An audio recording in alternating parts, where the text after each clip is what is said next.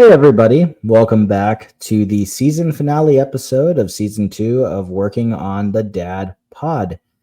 We realized that we've been out for a couple weeks just to come back tonight, just to say goodbye. But you know what? That was unplanned. That's on us. But we want to make tonight a fun, therapeutic episode for you all. As usual, please make sure to like and subscribe on YouTube. You can follow us on all social media, and you can also find us at workingondadpod.com. We are even on this new Blue Sky that they're talking about. So, if you're on that too, take a look.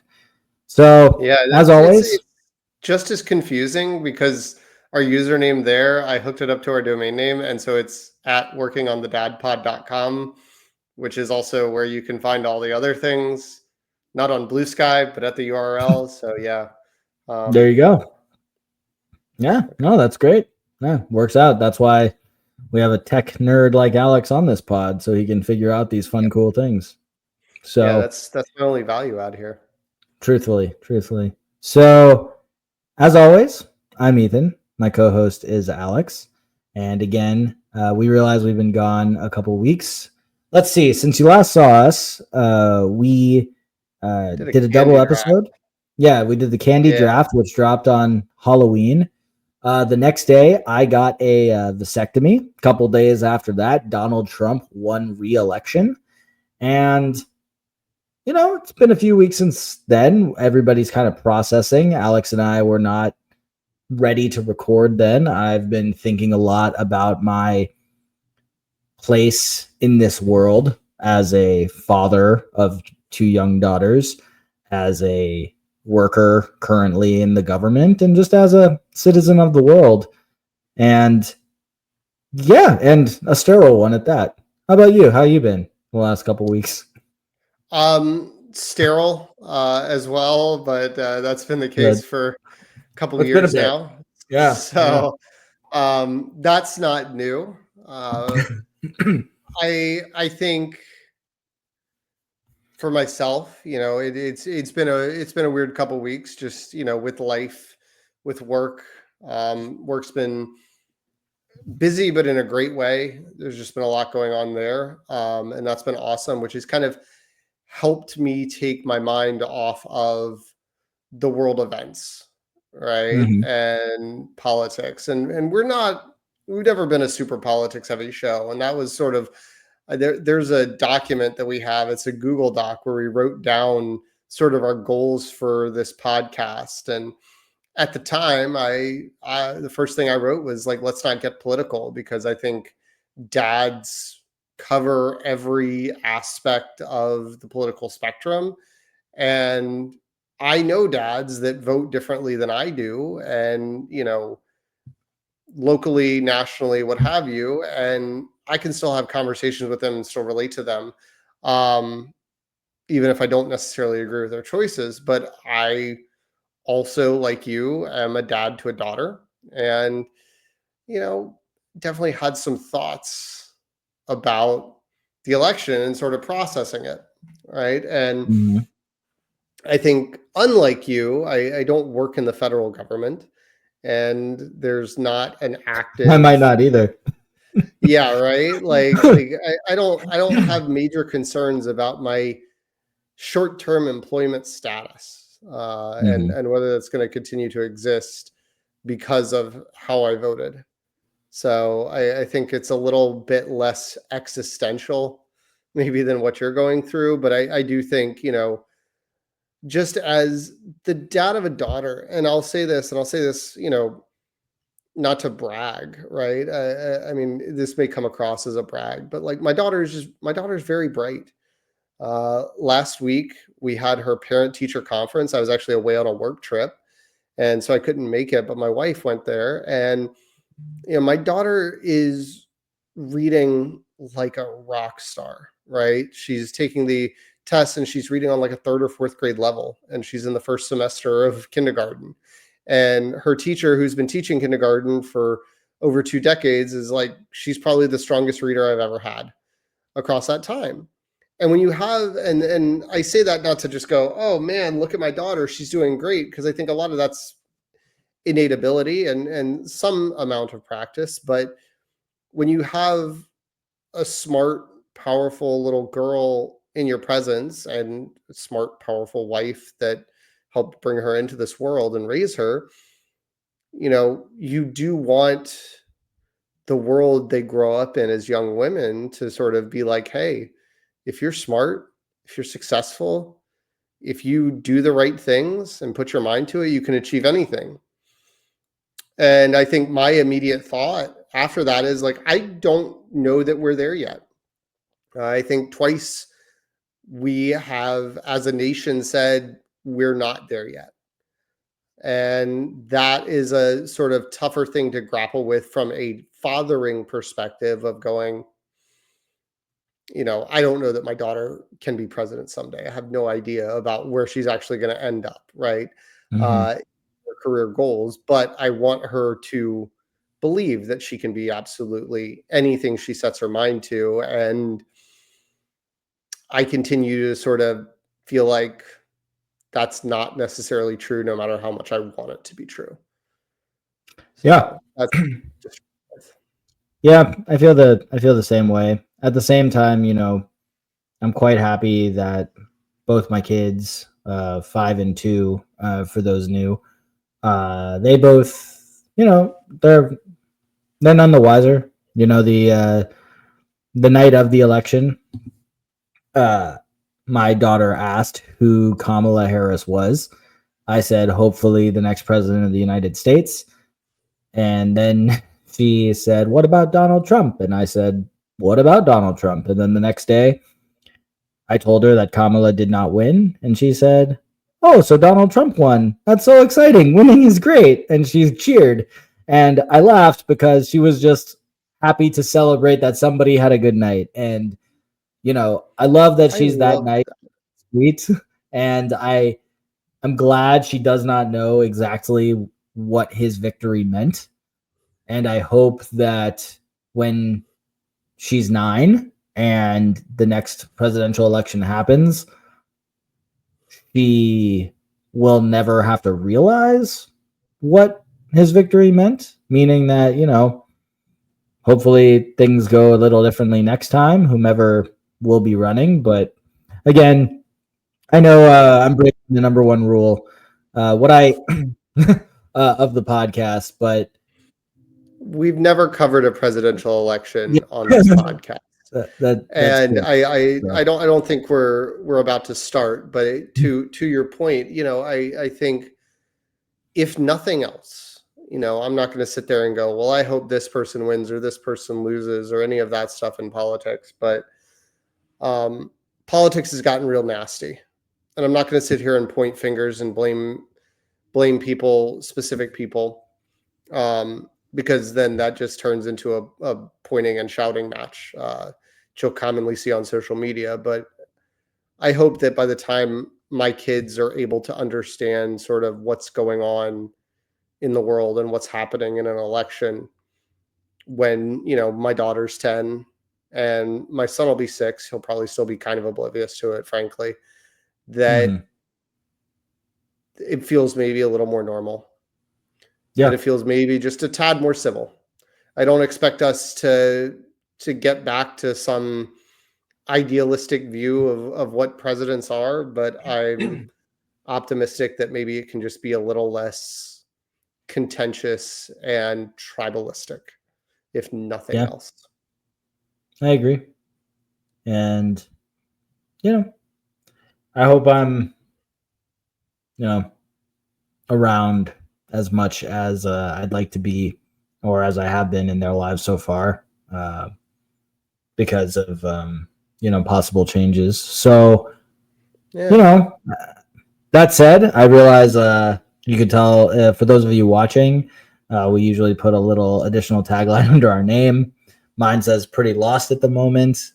I really do feel that way. There's a lot going on in my head and I feel a little directionless. But what I will say is I'm not going to be a total downer tonight. There's a few things I do want to share. Yeah. First, I'm very excited that in what's today? Thursday. So 1, 2, 3, 4 days from today, I will be flying home to Los Angeles to see my family for Thanksgiving. We'll be there for 10 days because those dates were the cheapest way to fly 4 people round trip across the country. So that's why we did that. But it'll be a nice long time, hopefully warm. I definitely need to be 3,000 miles away from DC at the moment. I think that'll be good for my mental health. I don't think it's great for my physical health because I do tend to eat like a maniac in LA. But frankly, I've been stress eating for 3 weeks anyway, so we'll just keep it status quo going forward. A couple other things, before I kick it to you, just I sent you and some other friends a video earlier tonight. As you mentioned, your daughter is a 4th-grade reader in kindergarten. My daughter is finally starting to get to reading. I don't want to say she's been struggling because it's not like a lot of kids in her class, in her, for those of you who don't know, my daughter is in what is essentially accredited pre-kindergarten, where it's academic kindergarten, but it's social preschool just based on her birthday. So I think only a couple of kids in the class can read, but she was definitely very upset this last month that she was not one of them. So because she's winning is good. Because winning makes you happy. It really does. And so she is feeling she's her father's daughter. She really is. And I'm sure we can touch on that a little with some other videos I shared. But she is definitely very happy to be coming along reading wise. And it's so great to see her so proud of herself. And it's also really great to see my 2-year-old, who has been 2 since the end of August. She's coming around with full on sentences now. I can almost have an entire real conversation with her, in the sense that, I don't necessarily have to edit my words as much as I had to even just a month ago. So it really is just wonderful seeing them grow and be smart and independent. And they do have very big personalities. So again, I hope that they believe that they can do anything once they start having more of a conscious grasp of the world. Yeah. And that's it's awesome to hear about your daughter's reading. One other thing I want to say about reading is something I didn't know was still a thing. I shared this in the group chat, but something that has been pretty cool is, for those of you like us that were kids of the 90s, you may remember that Pizza Hut had, read X number of books and get a free personal pan pizza. Right? I don't this remember was that. a thing in our childhood. I racked up quite a few pizzas doing this. And I'm happy to report that is still a thing. Because my daughter has successfully earned 2 personal pan pizzas already this school year for reading 20 books for each pizza. And she does this. This is just her homework each night. She has to do about 15 minutes of reading. And they time it on they base it on time so that my daughter, that kids like my daughter can challenge themselves and not just go read See Spot Run and some other, some Cat in the Hat or something short and simple and be done with it in 5 minutes. But she's done that twice, and tonight we cashed in the first one. We're able to get a personal pan pizza for dinner. So that's awesome, and I love that. Pizza Hut and Yum Brands doing their thing to encourage the next generation of literacy. Which I think is really cool. So 1, that's awesome. 2, I don't remember this at all. Maybe I just didn't know about it because I was not the biggest reader as a kid. Sorry, Mom. Sorry, Dad.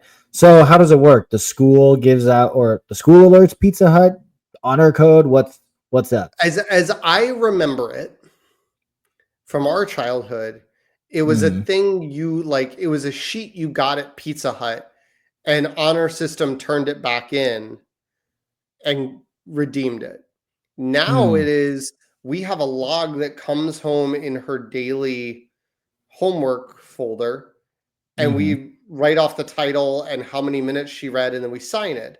And the teacher has numbered the titles, and once she hits 20, she gets a certificate for the pizza sent home with her, and it's got like a code on it. So I was able to use it on the online ordering and just drop in the custom code, and boom, the personal pan pizza was free.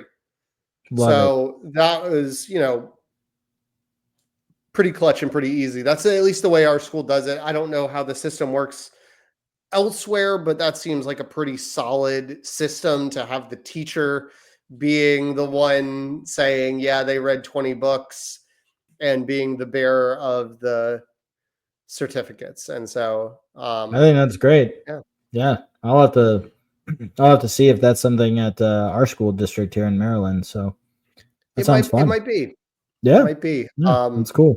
But we were mentioning sort of our taglines under our names, and mine is the final boss, and just something I came up with at the final minute, but something we haven't said is this is going to be our season finale. I realized we never said that yet to everybody, but I'm sorry. So anyway, okay. You weren't listening. You never do. No, I rarely do. If ever, I listen to it when I edit it, and I go, "He said that." That was a weird response from me. But anyway, so I won't go into that. But let's talk about the year in review. On that note, what do you sort of remember fondly from 2024 as a dad? As a dad. Yeah, so let's see. A couple fun things happened this year. For those of you who have been listening for 2 full seasons, you'll know that my oldest daughter was 99% potty trained for about a year and a half, where she would do everything except physically poop in the potty. This year, she started pooping in the potty, and actually 2 weeks ago, because we poor planned and ran out, she stopped using pull-ups at bedtime and has not had an accident yet. I'm going to say yet. I'm going to knock on all the wood. I'm going to praise all of the gods. But for the most part, she is now fully potty trained, and that's pretty cool. And the younger one, she likes right before nighttime shower, she likes to, when I change her diaper, she likes to run into the bathroom, sit on the potty, grab a piece of toilet paper, wipe her vagina, flush the toilet, despite the fact that nothing is actually happening. And then if she is being resistant to diaper changes at school, we have told the teacher to let her pretend she goes to the real potty, and that tends to make everything better. So potty training is probably right around the corner for this second time. So that was a big literal weight off our shoulders now that the oldest one is fully potty trained. So that was a big highlight this year. I also got to do swimming lessons with my younger daughter and parent accompaniment. Those did not go well for her, but I did enjoy the time we had together before the screaming, incessant yelling started. But things. So that's 2. I'll kick it to you before I continue. Well, now I have to think of some, because those are my 2. Because like my son is fully potty trained, including nighttime, which is cool and awesome. It just means we are a diaper-free household, which is very nice. He's been for a few months now, just sleeping in his underwear and pajamas. So that's been nice. He's been able to tackle that. The next hurdle that neither of us have had to deal with, that I will say he has not mastered yet. He is tall enough to stand and urinate at the potty. Nice. He aims like a blind man shooting free throws.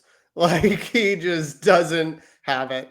And so we've had to clean. He wants to try a couple times, but then we've had to basically clean the floors after, because he just sort of misses all over the place. And he has since self-elected to go back to sitting on the potty. He's just like, I don't have this. And so luckily it has not turned into a big fight. Dude, you've got to get. I know we talked about this a few months ago, and I know that nothing is really truly flushable. But get the flushable targets. They're fun AF. They are how me and my brother learned how to aim. It was one of the smartest things my mom ever did for us. They're literal just little targets. There's usually an animal with a bullseye, and you just get to pee on a target, and it's Yeah, I great. know. We've got some. There are for those that if you don't want to flush non-flushable things, the other solution that I've heard for that exact use case and may try it. Right now, he doesn't have the interest, and so I'm like, well, if you don't have the interest, I don't need to show you. But he saw me doing it, and Cheerios. he was like, yeah, it's Cheerios, and Yeah. those obviously get really really mushy in water and are much more dissolvable and everything, and so that's the thing. We've got some like Kashi cinnamon cereal that he had my wife get at the grocery store, because when she goes grocery shopping with him, she has no self control to say no to him. So like they come back with a Mm. lot more snacks. It'll be like, hey, it's Thursday. We're kind of low on fruit. Can you get some fruit to last us until I go to the store on Saturday? And she comes back with like 2 weeks worth of fruit, and I'm like, well, gonna have to figure out how to make this not go bad. But Yep. we also got cereal for the first time in years. It's just not something we've really had around. But um, yeah, and then the swim lessons were really great with my son, and my daughter's getting better at her swimming. And I think especially for us, just being around here, like the swim lessons, I think bring us some peace of mind. Mhm. But to sort of deviate from, what the exact things you've talked about, and it's a little more abstract, but I think my biggest sort of dad win of the year is I feel like I have gotten to a much better place mentally with like work life balance and, you know, carving out time for myself and self improvement, right? Like self improvement has always been difficult for me. And I think it's difficult for everybody. So I'm not trying to be like, oh, woe is me. But I think, as I've mentioned several times, like I recently, in the not too distant past, got diagnosed with ADHD, and it sort of explains some things. And one of those things that it explains is why I go, I'm going to drink more water, and that lasts for a day, and then I forget about it. Or I'm going to do this, that, or the other, and I forget about it, unless it's something like working out that one, I enjoy doing, and two, I bake into my schedule as so non negotiable that I can't avoid it. Like it's very hard for me to get and stick to solid habits. And so developing some habits, especially some of them relatively recently, like has been a great win. And some of those have transpired in the last few weeks. As you, Ethan, not you, the listeners know, I recently got myself an Xbox, and I have not owned a video game system since I was in high school. Um, you had one when we lived in the fraternity house together, and one of our roommates had a PS3 when we were our junior and senior year. And so I never needed to own my own, and I just never had one once I left college. But I finally got one because I was like, I've kind of got my own little man cave back at my desk. I've got these monitors, and this is just something I want to do because I found with life, work, kids, all those things, I haven't had as much time to like brew beer. I haven't had as much time to golf. And I sort of look at it, I go, why? And I go, well, these are things that like either I'm out of the house or I'm making a lot of noise and taking up a lot of space with the beer brewing. And so they are just multi-hour commitments that take a lot of prior planning. I need something a little more grab and go, if you will. And Mhm. the Xbox has done that trick for me. And what I've realized with it, which is really interesting, is like the only thing I play right now is college football 25. But what I've noticed with that is that because I like playing it, I end up sitting down at my desk at night and I'll play a little bit of it. And it actually keeps me from like working. And by working, I'm going to kind of put that in air quotes where like sometimes I'll feel like, oh, I'm sitting at my computer and I'm watching football. I can open my work laptop and just knock out a couple of things for tomorrow. And then like that turns into chatting online, and that turns into like playing games like solitaire, crosswords, whatever. And then next thing you know, it's super late in the evening, as we've talked about sort of working on sleep episode. With the Xbox, it occupies my hands. Maybe I'll have my computer open with some headphones on to listen to a game if I want to, or I'll just have them plugged into the Xbox. But sort of the stop-start nature of it, like you get to a stopping point in the game, and I just kind of look at the clock, and I go, oh, yeah, it's like 10:15. I'll go to bed. And then I get like 7 hours and 45 minutes of sleep. And so for the last few weeks, when I've played Xbox at night, I have actually found that I end up getting to bed earlier than before I had something intentional to do. It's driven me to like make sure I be as productive as possible during my work day, so I don't have anything left over, so I don't feel guilty playing it. And then like as I'm playing it, because I'm more singularly focused on it, I'm also thinking about my bedtime, because I've sort of gone like, this is going to affect like my workout the next day. If I don't get to bed on time, like I'm going to feel crappy at the gym. I'm going to feel crappy. And I sort of create that urgency of like, this is going to ruin my week if I don't do this thing.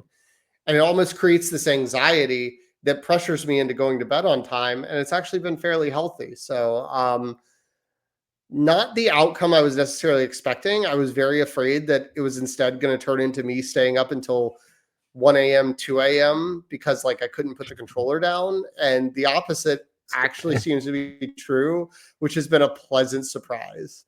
And then I'm probably going to go play like 3 hours after we finish recording, just to absolutely kill everything I just said. Yeah, no, I think that's the right move. No, that's great to hear. I'm glad you're enjoying the game. It's obviously a lot of fun, and I have devoted many hours to it already.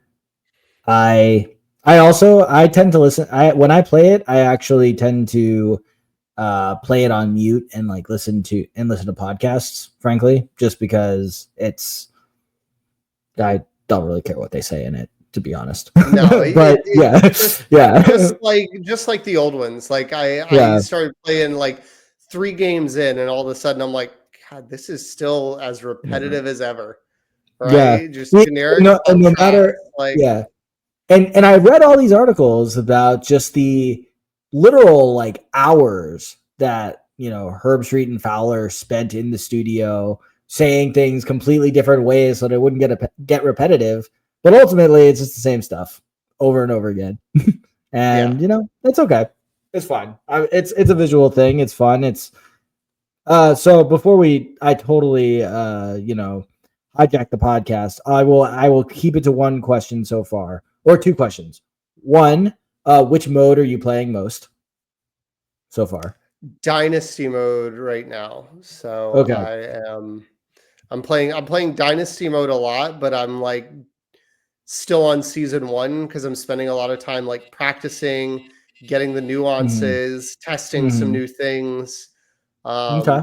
So are you pretty well. Do you okay? Do you like the actual of the aspects of Dynasty? Are you enjoying playing the game, like the game, or are you enjoying like the recruiting and all that stuff, or both?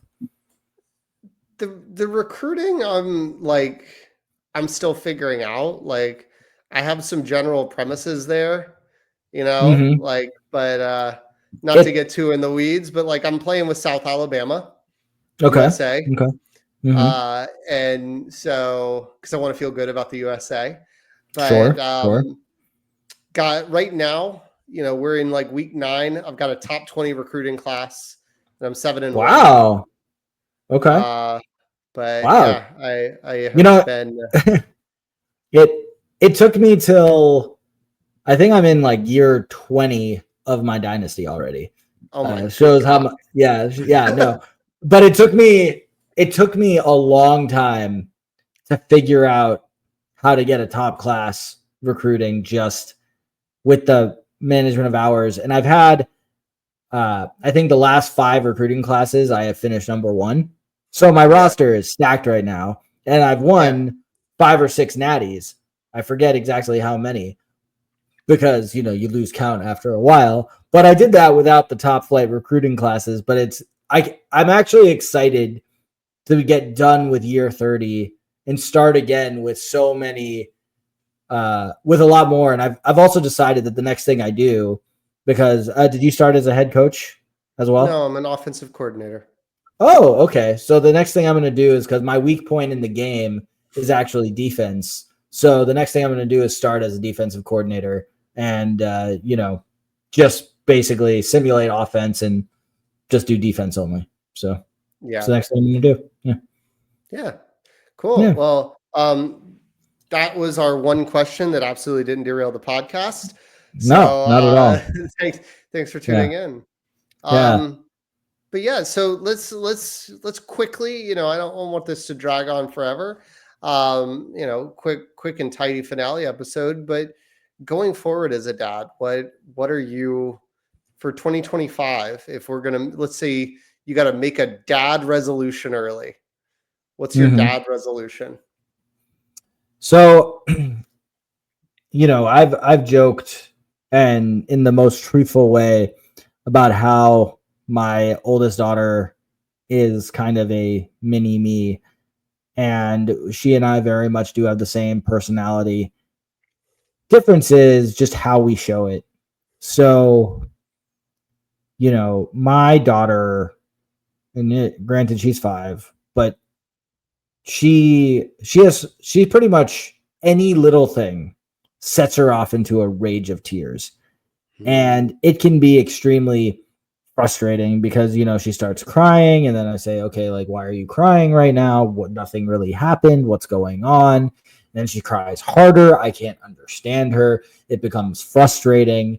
And I'm realizing that in the same way that when I get, hyper focused on something, and, I am very much a Sith Lord where I let my anger give me focus and it makes me stronger, and I become a lethal debater and vicious. My mom would always say that I bring, in an argument, I bring cannons to a squirt gun fight, which is a real bummer that I never became an attorney.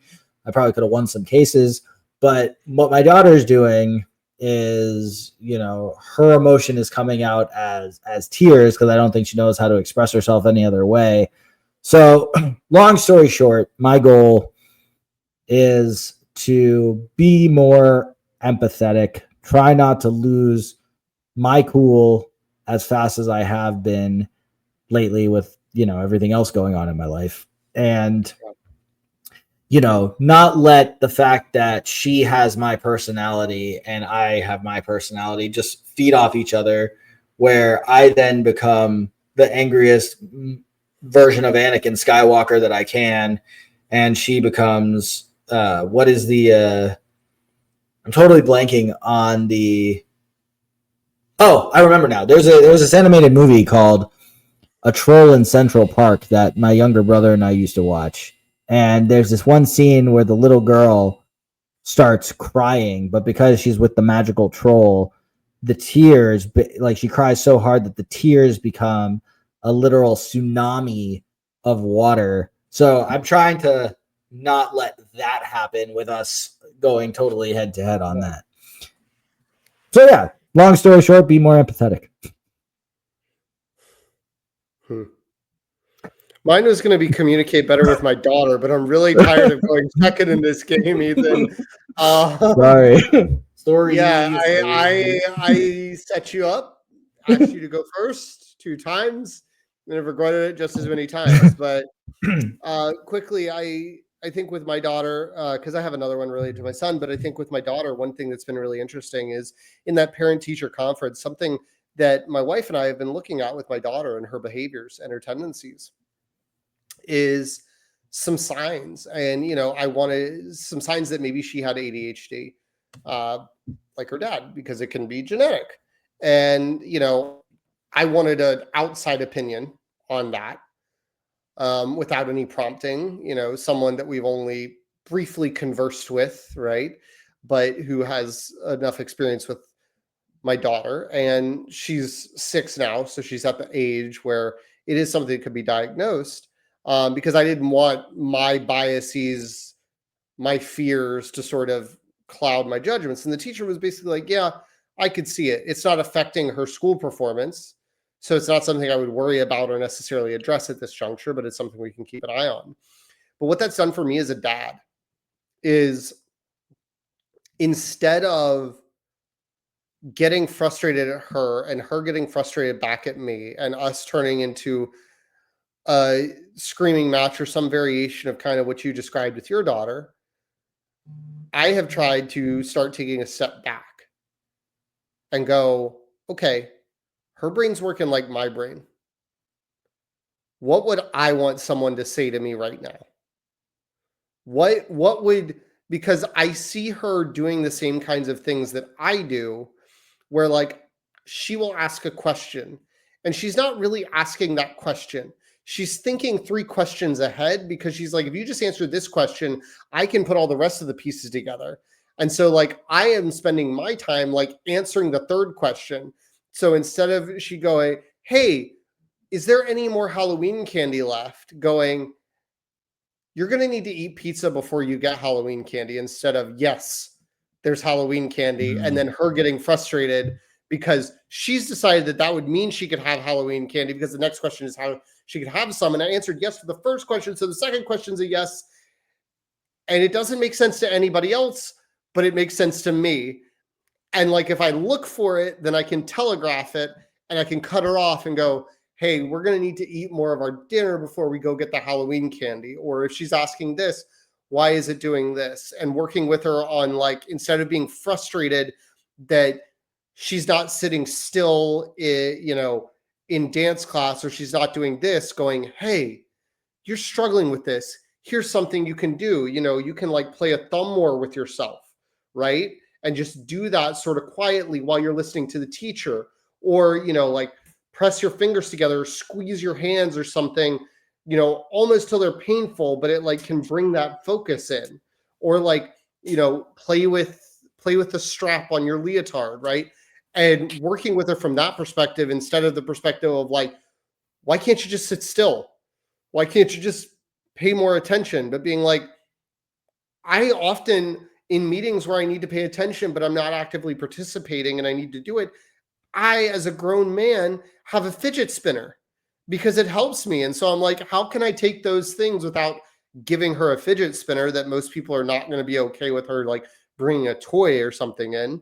How can I help her sort of translate those kinds of things? And so that's my goal, is to continue that, because this is like something I've discovered over the last like week or two.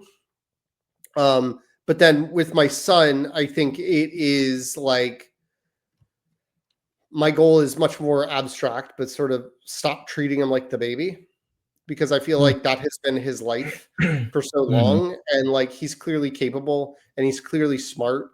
And like your daughter, your youngest, copying your oldest on going to the toilet. My son sits there and reads books. It takes him about 20 seconds to read books, because he's just flipping through the pages and going, yeah, I read the book. And it's like, great job. Like, how do you spell dog? XYZ. It's just like, he's not there, but he's trying, and sort of not just treating him like the itty bitty baby that's sort of tagging along with everybody else's adventures, but letting him express himself a little bit more. And I think, like signing him up for some extracurriculars in the spring and other things to just sort of let him blossom into his own personality, because he's sort of been big sister's tag along buddy for most of his life up to this point. So yeah, that's a good goal. I'm sitting here thinking, what is my goal for my younger daughter? And I know it's bad that I don't have a specific one the same way I do for my older daughter, but frankly, I don't want to say I haven't figured her out yet, because I have figured her out pretty well. I know her personality / vibe. We sometimes say that she doesn't have a personality, she just has a vibe. And it when you finally meet her, you'll see it. But she, she wants to do everything her big sister does, but she's also extremely independent. And I kind of, I guess with my older one, she was home with us for so long that until she was almost 2 years old, her whole life was pretty much us and in the house, and wasn't exposed to much of anything. Whereas my younger daughter had to start preschool at 4 months old. Right. And just the way she has grown up has been entirely different. So I think I just want to focus, or not, I don't know, focus isn't the right word. I want to watch how she develops differently and see how it impacts, or like, I really don't even know what I'm saying. It's just entirely different experience raising two kids. I know you once said on the podcast that no two kids have the same parents. And it is just so true for my kids, just given how different the world was for both of them. Yeah, I hear that. And I think my kids have such different personalities that my son is quieter. He's not as outgoing. My daughter has said several times to my wife, "Why are you introverted? That sounds horrible. I'm an extrovert." That's funny. And I find it so funny and true that she is the type of person that like is who she is. She's very outgoing, and she can't understand why anybody would want to be different than the way she sees the world. Sure, and I get that. Son, yeah, I know you do. But my son is very like go with the flow, and always has been. And he gets passionate about things, but he's just been, for lack of a better term, like just easier, where like everything's been a little bit as expected, where like my daughter set the bar, and then my son's just like meeting all the expectations, and like just not a lot of concerns and not a lot of worries. And some of that comes from just like having more experience as a parent and all those kinds of things. But it's been a different process where, yeah, like he has a personality, but I think I'm like less tuned into it because I'm also still dealing with his sister's personality, which can very easily take over a room. And quite often does in our house. So I definitely want to work on, continuing to connect with him, because so far he is just like very, very, I do things with him that I never did with my daughter, just because his interests are different. We have never made some big intention to like lead our kids into gender stereotyped interests, and yet somehow they have found them. He loves trucks and dinosaurs and balls, and like sports balls. And like my daughter loves ballet and unicorns and fairies and that kind of princesses. And it has been through nothing that I particularly tried to impart. But there was a day where a few weeks ago at Child Watch at the Y, the person didn't show up, and they weren't there by like 8:10. It was maybe 8:13 or something. And I'm just like doing the math, and I'm like, they're like, oh, they're 10 minutes away. And I'm like, well, the math isn't mathing. 10 minutes away would mean I'd have 20 minutes here, and then I got to leave to take him to daycare. And I was like, but the soccer fields are out there, and we have this little soccer ball that we keep in the trunk. And I was like, come on, man. And we walked out to the soccer fields, and they just have the net set up, and we just started kicking it around, right? And just playing. And like, I was doing my best, like Leo Messi impression. I was just like going full bore and, running around him and kicking the ball to him and all that stuff and going crazy so I could move. My best Leo Messi impression is galaxies away from the actual Leo Messi. I never played competitive soccer a day in my life, but but we enjoyed it and he enjoyed it. And it's something that my daughter would have just like gotten bored with and been done with within minutes. And so, excited for some stuff where like we're going to get him like a plastic T-ball set for Christmas and like a soccer net for the backyard kind of thing, because he just like loves to throw and kick things, and a lot of times does it on things that we don't want him to do. That like, hey, don't take that piece of paper and just chuck it across the room for no reason. Don't take the toy and like throw it at the general direction of the TV. So just try to channel that energy and that excitement. Will be fun. Yeah. Thanks for jogging my memory. I want to share that my older daughter started soccer this year. She played in the spring and the fall, and in the fall I joined as a coach, and that was a lot of fun. I, also do my own Leo Messi impression. I did play a couple years of high school soccer. When I say play, I mean I was on the team because, they needed bodies, and I didn't want to go to baseball conditioning, so I did that. And since I had to run around anyway, but it's been fun to play soccer with my daughter and her friends on Sunday afternoons. I didn't just because it happened so suddenly, just with availability.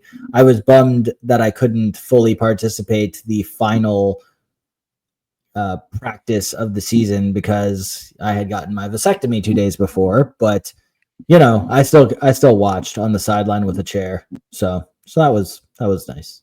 But very cool. Yeah. Are we doing a working on the dad bod tonight, or are we just gonna New Year? You know what? I will say this. I weighed myself full nude before we recorded, like I always do. And I weighed in at 193.6. So I'm pretty much back to where I began. Frankly, I thought the number was going to be a lot higher because I have, as I mentioned in the beginning of the episode, been stress eating quite a bit. And I'm not proud of it, but it's the only thing that has been it's been distracting me from non-eating stress, I guess, in a sense. And, you mentioned next year, new season.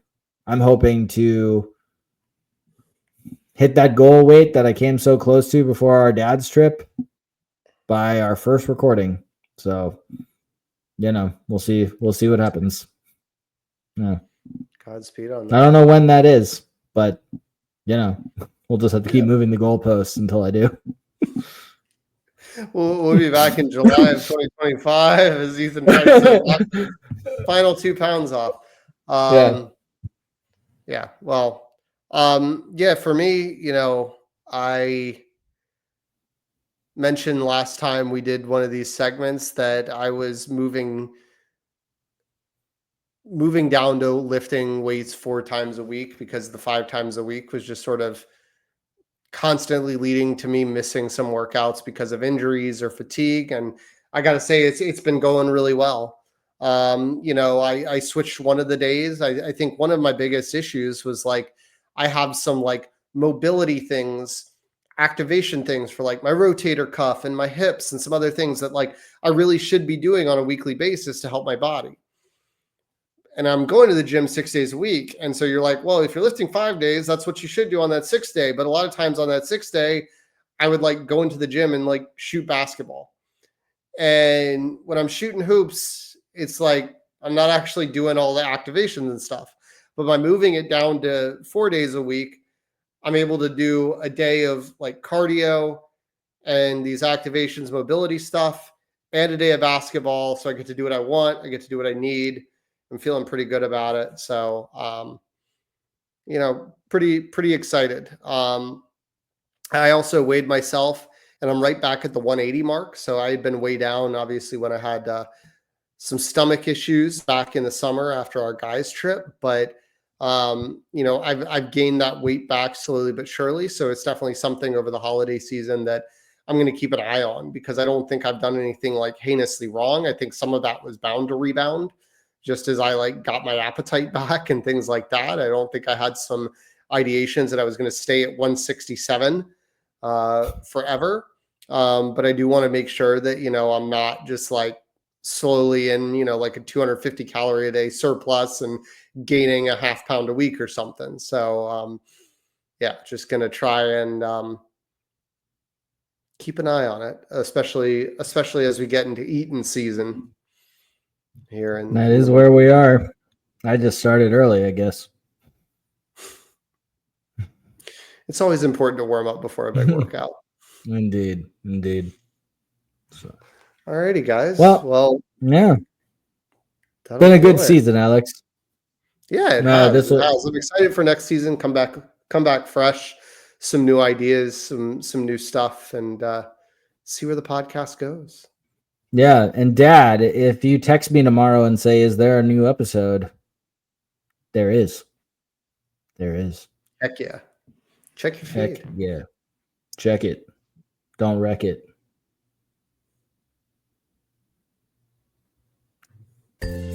Thanks for working on the Dad Pod with us. Any resources that we mentioned during the show will be in the show notes.